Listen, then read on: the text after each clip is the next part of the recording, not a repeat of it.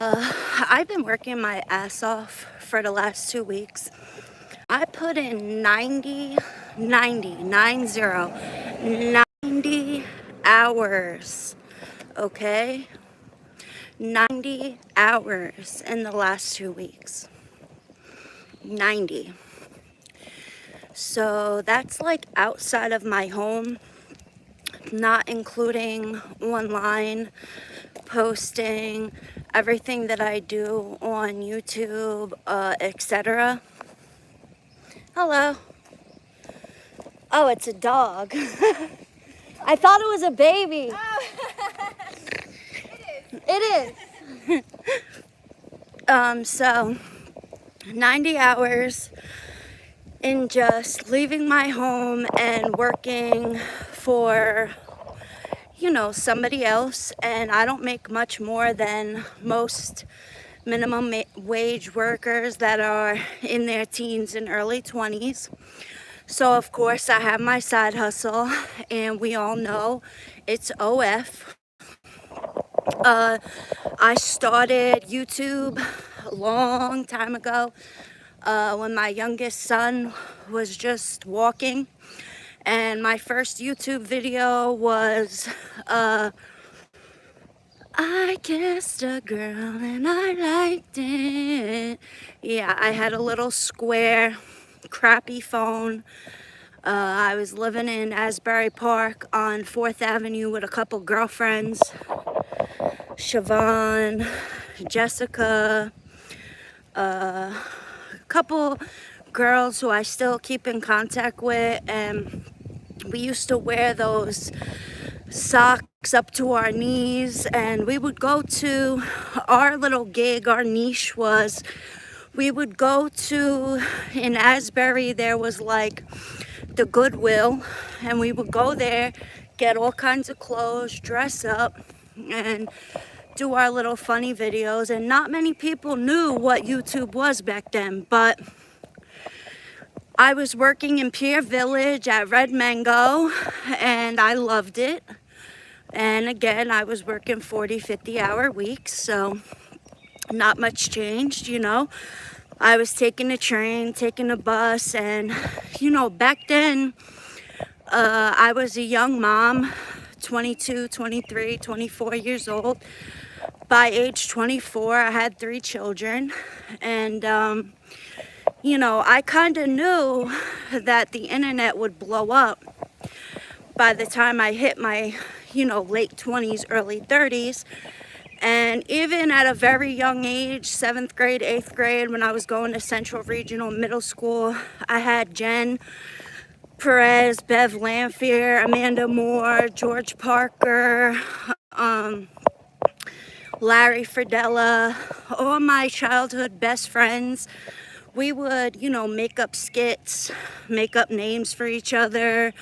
We would drink, daily, because we lived in a shore town, a lot of bathing suits, a lot of beach bums, a lot of fun. And my older brother Eugene, he has that personality where everything he says is funny.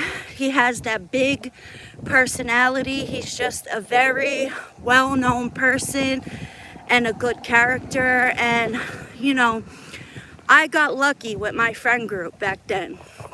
So my 8th grade dance, I remember my father and my stepmother buying me this beautiful pink dress, which I loved, and giving me a $400 necklace with my name on it. And, I didn't take anybody to my 8th grade dance because I had a 19-year-old boyfriend at the time.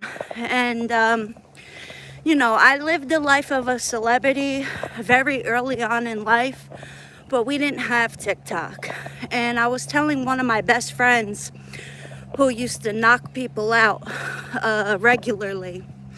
He would hit men 3 times his size, and they would piss their pants and just, knock them clean the fuck out. We used to have a tape recorder, but because we were supposed to be exclusive, and I would catch him not just recording the knockouts, but females' asses and tits, I deleted all of the knockouts. So yeah, with that being said, I had also a best friend in her 30s, Erin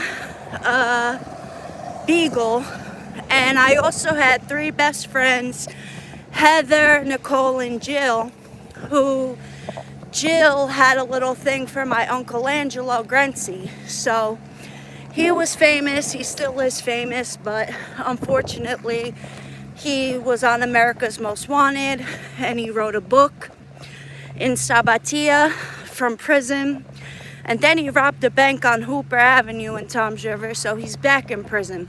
But with that being said, I got a job pretty easily at a very young age because I knew a lot of people. So at 15, 14 and a half, 15, I started working in the hospitality industry. First, I was cleaning hotel rooms with Melissa Considine and Bev and April. And because April was Bev's older sister and she had gotten in some legal trouble, you know, I was breaking the law at a very young age, drinking underage, being wild. I kind of stepped away from that life and I said, all right, I'm gonna vacuum these rooms, this, that, and a third, and it worked out well for me. Then I got a job as a hostess at Red Lobster on Hooper Avenue. My grandfather, he was my best friend, my grandpa Jack.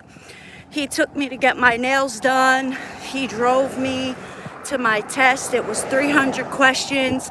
I passed with flying colors, and ever since then, you know, I've been working in hotels, bars, restaurants, clubs, and I love it.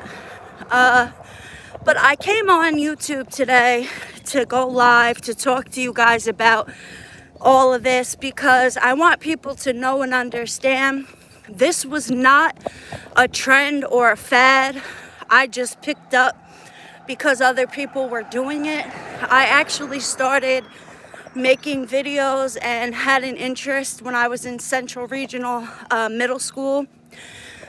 I actually took classes on broadcasting and news. This was something I was very interested in a young age, and I was nominated for like most popular, class chatterbox, class clown, cutest. So I always had a lot of friends. My friends all had money and I didn't, but my personality kept me connected to cool people, and I did have my share of fights, but nothing crazy. It was always over my boyfriend back then.